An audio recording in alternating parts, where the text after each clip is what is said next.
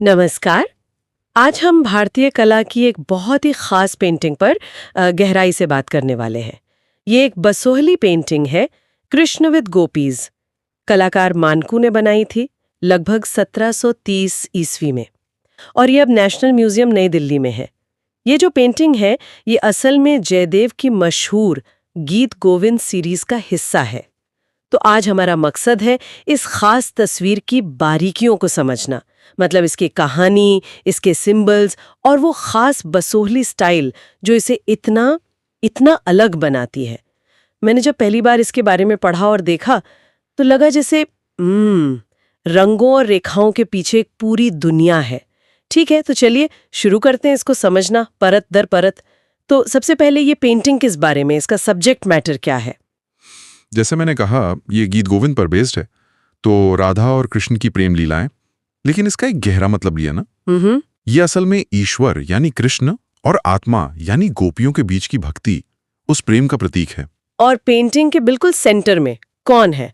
हमारे कृष्ण, श्याम वर्ण नीली त्वचा वाले, पीतांबर मतलब वो पीली धोती पहने हुए, और वो दो गोपियों को बहुत स्नेह से मतलब गले लगा रहे हैं। उनका मुकुट भी कितना कितना विस्तृत है, पंखों वाला, बहुत इम्प्रेसिव छवि है। हाँ बिल्कुल। यहाँ कृष्ण जो है वो परमात्मा है, सुप्रीम पावर, और गोपियां वो समर्पित आत्माएं हैं, पूरी तरह से कृष्ण के प्रेम में डूबी हुई। और ये जो नजदीकी दिखाई है ना, जैसे कृष्ण का गले लगाना, एक गोपी का उन्हें थामना और दूसरी गोपी का श्रद्धा से उनके पैर छूना, ये सिर्फ फिजिकल क्लोजनेस नहीं है, ये भक्ति की चरम सीमा है, गहरा आध्यात्मिक कनेक्शन है और पूर्ण समर्पण भी। भारतीय भक्ति परंपरा में ये माधुर्य भाव बहुत जरूरी रहा है, मतलब ईश्वर को प्रेमी रूप में देखना। और बसोहली कलाकारों ने इसे रंगों में क्या खूब उतारा है। हाँ, और कृष्ण के आसपास अगर हम गिने तो पूरी 8 गोपियां हैं। 2 तो कृष्ण के आलिंगन में ही हैं, बिल्कुल खोई हुई। एक गोपी उनके पास घुटनों पर बैठी है, जैसे उन्हें रोक रही हो या शायद सहारा ले रही हो, और उसके बिल्कुल सामने एक और गोपी घुटने टेक कर कृष्ण के पैर छू रही है। भक्ति का कितना विनम्र रूप है ये। फिर दाईं तरफ देखें तो एक गोपी है जो हाथ जोड़े खड़ी है। स्रोत ये भी कहता है कि शायद ये राधा हो सकती हैं, हालांकि पक्का कहना मुश्किल है क्योंकि सभी गोपियों का चेहरा मोहरा काफी मिलता जुलता बनाया गया है। ये भी एक खास बात है। सही कहा। और उस हाथ जोड़े गोपी के पीछे एक सेविका है, वो गोल पंखा झल रही है, और बाईं तरफ 2 गोपियां खड़ी हैं। ऐसा लग रहा है जैसे आपस में कुछ बात कर रही हूं, शायद कृष्ण के बारे में ही। और उनमें से जो सबसे बाईं ओर है, उसके हाथ में चौरिका है, मतलब चवर, जो दिव्यता का संकेत है। एक बात जो स्रोत में बताई गई है और मुझे बड़ी दिलचस्प लगी, वो ये कि यहाँ गोपियों के बीच कृष्ण का ध्यान खींचने के लिए कोई कंपटीशन या जलन जैसा भाव नहीं है। ऐसा लगता है उनका एक ही लक्ष्य है, कृष्ण को खुश करना। क्या ये उस समय की भक्ति भावना को दिखाता है? बिल्कुल। यहाँ दिलचस्प बात यही है, आप जरा कंपोजिशन का बैलेंस देखिए। कृष्ण बिल्कुल सेंटर में है, फोकस में है, और सभी गोपियां समान श्रद्धा और प्रेम से उन्हीं की तरफ देख रही हैं या उन्मुख हैं। और जैसा आपने कहा, उनकी एकरूपता वो बहुत महत्वपूर्ण है। सिर्फ चेहरे या कद ही नहीं, उनके गहने भी एक जैसे हैं। स्रोत में खास तौर पर जिक्र है हरे बीटल विंग केस का। अच्छा, वो क्या होता है? वो एक तरह के कीड़े के पंखों के चमकीले हरे हिस्से होते थे, छोटे छोटे। उन्हें गहनों में इस्तेमाल करते थे। रोशनी में वो असली रत्नों की तरह चमकते थे। गजब की चीज थी। वाव! हाँ, और साथ में मोतियों की मालाएं भी सबने पहनी है, एक जैसी। तो ये जो एक रूपता है ना, ये सिर्फ सजावट के लिए नहीं है, ये असल में सामूहिक भक्ति के गहरे विचार को दिखाती है। ये बताती है कि परमात्मा की नज़र में सारे भक्त एक समान हैं, उनका प्रेम सबके लिए बराबर है। यहाँ जोर किसी एक गोपी पर या राधा पर भी नहीं है, बल्कि उस पूरे समूह पर है जो एक यूनिट की तरह कृष्ण को समर्पित है। और ये उस भक्ति आंदोलन के विचारों से भी मेल खाता है, जहाँ जाति पाति का भेद मिटाकर सिर्फ प्रेम और समर्पण को ही महत्व दिया गया था। अब जरा हम इसकी खास आर्टिस्टिक स्टाइल पर आते हैं, मतलब जो बसोहली पेंटिंग की पहचान है। सबसे पहले चेहरे देखिए। आंखें बड़ी बड़ी उभरी हुई कमल जैसी आंखें। वो आंखें जैसे दर्शक को सीधे देखती हैं, उनमें एक अजीब सी गहराई है ना? हाँ बिल्कुल, बहुत एक्सप्रेसिव है। और माथे चौड़े हैं, केश रेखा थोड़ी पीछे हटती हुई, नाक की जो बाहरी रेखा है वो लगभग माथे की ऊपरी रेखा की सीध में आ जाती है।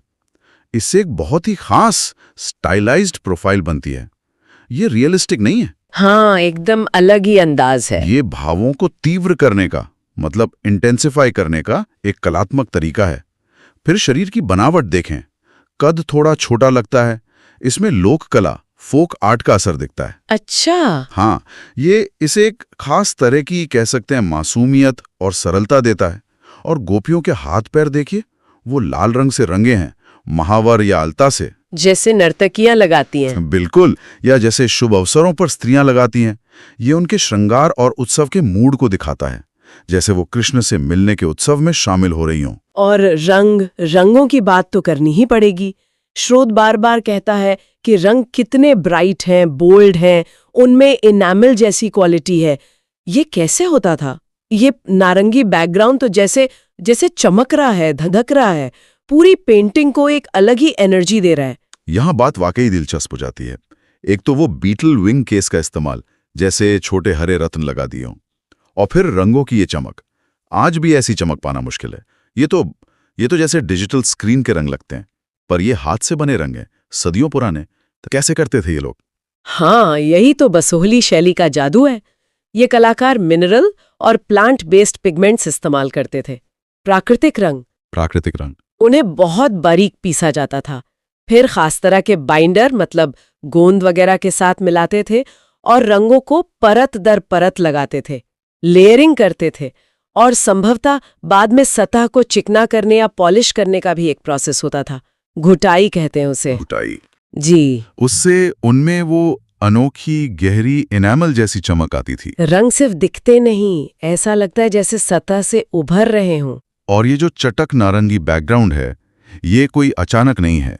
ये रंग ऊर्जा का, उत्साह का और शायद प्रेम की तीव्रता का भी प्रतीक हो सकता है। लेकिन कला की दृष्टि से देखें तो ये चमकीला, गरम रंग कृष्ण के गहरे नीले शरीर को और गोपियों के रंगीन कपड़ों को और उभारता है। हाँ, कंट्रास्ट पैदा करता है। बिल्कुल। उन्हें बैकग्राउंड से अलग करके दर्शक का ध्यान सीधा उन पर ले जाता है। ये कंट्रास्ट बनाने का बहुत असरदार तरीका है।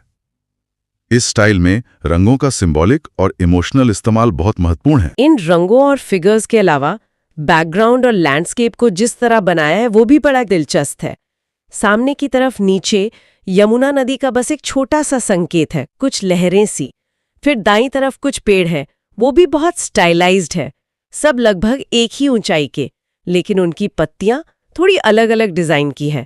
और होराइजन लाइन देखिए, वो कितनी ऊपर है, कृष्ण के मुकुट से भी ऊपर। और उस होराइजन पर फिर से वैसे ही पेड़, एक कतार में, लगभग एक ही साइज के, शैलीबद्ध। ये बिल्कुल रियलिस्टिक सीन तो नहीं लगता है ना? नहीं, बिल्कुल नहीं। इसमें एक डेकोरेटिव पैटर्न जैसा लगता है। हाँ, अगर हम इसे बड़ी पिक्चर से जोड़ें तो ये स्पेस का जानबूझकर किया गया कलात्मक हेरफेर है। होराइजन लाइन को इतना ऊपर ले जाने से, जैसा आपने कहा, बैकग्राउंड का जो सपाट रंगीन एरिया है, यहाँ नारंगी, वो बढ़ जाता है। इसका सीधा असर ये होता है कि बीच में जो रंगीन आकृतियां हैं, कृष्ण और गोपियां, उन पर दर्शक का ध्यान और भी ज्यादा जाता है। वो जैसे उस चमकीले स्पेस में तैरती हुई सी लगती हैं। और पेड़ों और नदी का स्टाइल में होना भी जरूरी है। ये यथार्थवाद के बजाय सजावटी पैटर्न पर जोर देता है। यहाँ मकसद प्रकृति को हूबहू कॉपी करना नहीं है, बल्कि एक ऐसी पृष्ठभूमि, एक ऐसा स्टेज तैयार करना है जो मुख्य विषय, मतलब कृष्ण और गोपियों की प्रेम लीला, उसके लिए एक सुंदर, एक लगभग सपने जैसा माहौल बनाए। अच्छा। प्रकृति की सुंदरता यहाँ गोपियों की भक्ति और कृष्ण के दिव्य प्रेम को कॉम्प्लीमेंट कर रही है, सप्लीमेंट कर रही है। ये शायद उस वृंदावन की कल्पना है जहां ये सब हुआ, लेकिन उसे कलात्मक आजादी से दिखाया गया है ताकि इमोशनल इम्पैक्ट ज्यादा गहरा हो। तो ये सारी कलात्मक तकनीकें, ये रंग, ये कॉम्पोजिशन, ये स्टाइल वाली प्रकृति, आखिर ये सब मिलकर हमें क्या महसूस कराती हैं? मतलब इस सब का क्या है? देखिए, मूल रूप से ये पेंटिंग प्रेम, विश्वास, भक्ति और पूर्ण समर्पण की एक बहुत गहरी अभिव्यक्ति है। ये सिर्फ एक कहानी नहीं सुना रही, ये एक भावना, एक एहसास जगाने की कोशिश कर रही है, जो मानवीय मूल्य स्रोत में बताए गए हैं। ईश्वर के लिए गहरा प्रेम, अटूट विश्वास, बिना स्वार्थ की भक्ति और पूरा सरेंडर, वो सब इस चित्र में जैसे जिंदा हो उठते हैं। जिस तरह कृष्ण केंद्र में है और सभी गोपियां एक समान रूप से उनकी तरफ खिंची चली आ रही हैं। ये उस विचार को पक्का करता है कि ईश्वरता प्रेम, उनकी कृपा सभी भक्तों के लिए बराबर है, उसमें कोई भेदभाव नहीं है, बस एक शुद्ध सामूहिक भक्ति की धारा बह रही है। तो रंगों की जो तीव्रता है वो उस प्रेम की गहराई और पैशन को दर्शाती है। आकृतियों की नजदीकी उस आध्यात्मिक जुड़ाव को दिखाती हैं, और जो स्टाइलाइज्ड लगभग दूसरी दुनिया का बैकग्राउंड है वो हमें याद दिलाता है कि ये कोई साधारण प्रेम कहानी नहीं है, ये आत्मा और परमात्मा के मिलन का दिव्य नाटक है। ये चित्र बहुत खूबसूरती से दिखाता है कि कला कैसे इंसानी भावनाओं की सबसे गहरी परतों को छू सकती है। तो संक्षेप में कहें, हमने आज मानकू की इस अद्भुत Basohli painting Krishna with gopis की दुनिया की एक यात्रा की। हमने गीत गोविंद से जुड़ी इसकी कहानी को समझा। हमने इसकी खास बसोहली स्टाइल की पहचानों को देखा, वो बोल्ड इनामल जैसे रंग, वो खास कमल जैसी आंखें और चेहरे, वो स्टाइलाइज्ड फिगर्स और प्रकृति। और सबसे ज़रूरी, हमने इसके गहरे सिंबॉलिक मीनिंग को समझने की कोशिश की, कैसे ये आत्मा के परमात्मा के प्रति प्रेम, भक्ति और समर्पण का एक बहुत शक्तिशाली रूपक है। जी हाँ, और ये एक दिलचस्प सवाल भी उठाता है। जरा सोचिए, कलाकार ने यहाँ यथार्थवाद से बिल्कुल हटकर फिगर्स को, प्रकृति को इतना ज्यादा स्टाइलाइज्ड बनाया है, लगभग सिंबॉलिक। फिर भी ये पेंटिंग प्रेम और भक्ति जैसी गहरी, एकदम वास्तविक मानवीय भावनाओं को इतनी तीव्रता से जगाती है। तो ये सोचने पर मजबूर करता है कि क्या कला स्टाइल के जरिए ही, ना कि उसके बावजूद, ज्यादा गहरी और यूनिवर्सल इमोशनल सच्चाई तक पहुंच पाती है। कैसे ये अति शैलीबद्ध, लगभग फोक आर्ट जैसे रूप हमें इतने वास्तविक और गहरे मानवीय अनुभव से जोड़ देते हैं, शायद रियलिस्टिक पेंटिंग से भी ज्यादा असरदार तरीके से। ये वाकई एक बहुत गहरा विचार है। कला अपनी भाषा से भावनाओं को कैसे जगाती है, ये हमेशा से ही एक रहस्यमयी और आकर्षक विषय रहा है। और भारतीय लघु चित्रकला की दुनिया ऐसे ही अनगिनत रहस्यों और कहानियों से भरी पड़ी है, जिनकी खोज हमें आगे भी करनी है।